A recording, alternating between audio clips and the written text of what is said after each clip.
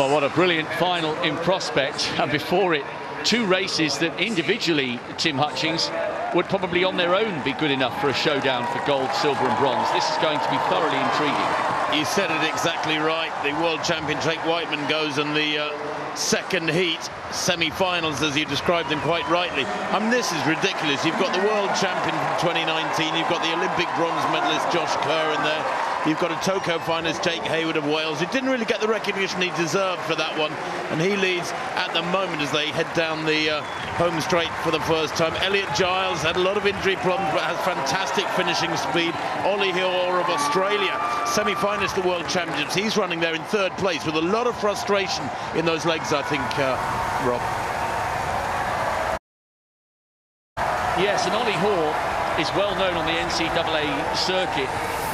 National gold medal for them in the NCAAs in 2018, and that's such a hard title to win, as Mayanja of Uganda leads with Hayward in second, and no move yet from the distinctive headgear. It's kind of like a golfing skipper cap that he's wearing, with a blast of hair coming out the top. The South African Athelete, who was the African Championship silver medalist, now the small figure from the Rainbow Nation, coming up onto the shoulder of Ollie Hoare, and they're just beginning to start jostling for position here.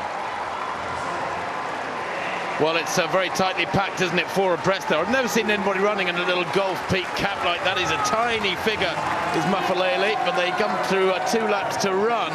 And Jake Hayward here, I think, doing the right thing. The pace for that first lap, Rob, pretty useful, 58.6. Just nice, healthy tempo. And it's been maintained here, I think, because of Jake Hayward's injection of pace. This is 800 metres, and this is good because it means that over the next 700, if they can wind it up nicely, although a 61, I'm a bit disappointed with that, but if they can wind this up, then we could get non-automatic qualifiers from this.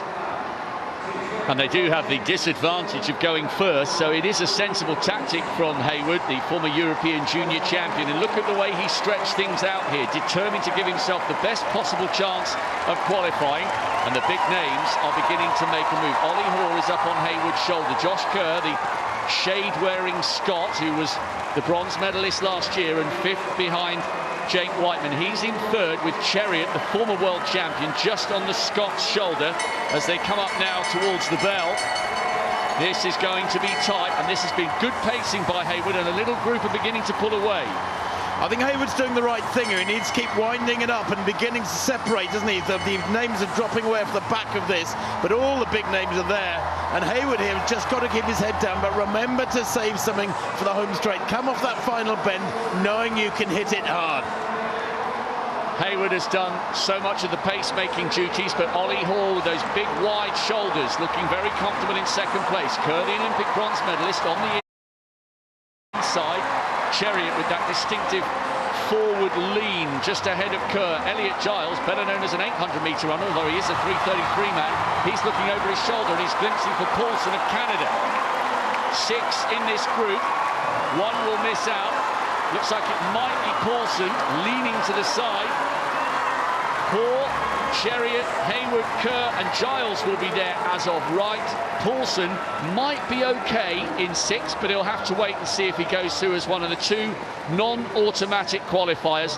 I think the whole field owe a little handshake there to Jake Hayward, the Welshman, because he turned that into an honest pace. We've got the 2019 world champion through, the Olympic bronze medalist Josh Kerr through, and a whole host of others, including the Oceanian mile record holder Ollie Hoare. We already know it's going to be a great final, and we've still got another semi to come. Yeah, no major surprises there. Ollie Hoare looking very good indeed. He is a man who's